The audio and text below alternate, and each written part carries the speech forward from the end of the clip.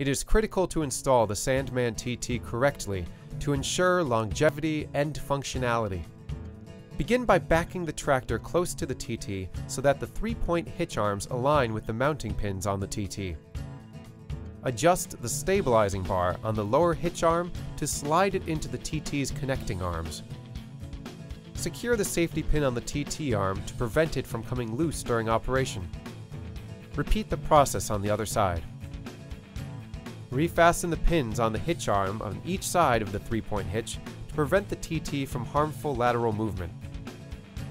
Connect the TT's PTO shaft to the tractor's 6-spline 540 PTO.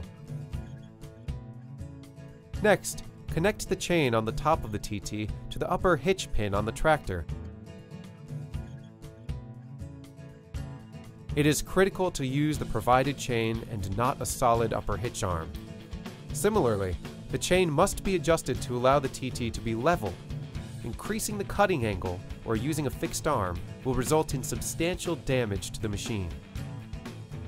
Attach the safety pins to both ends of the PTO shaft and prevent the PTO shaft covers from spinning while in operation. To complete the TT installation, connect the hydraulic hoses to a single spool on the rear of the tractor. To begin to operate the TT, turn the PTO shaft on from the seat of the tractor. The PTO shaft will then begin rotating, which activates the vibrating sifting screens. Lower the TT onto the sand and increase the RPMs of the tractor to increase the PTO speed, which will increase the screen's vibrations and cleaning ability. Begin cleaning your sandy area. If your sand has difficulty sifting through the screen, use a larger mesh size.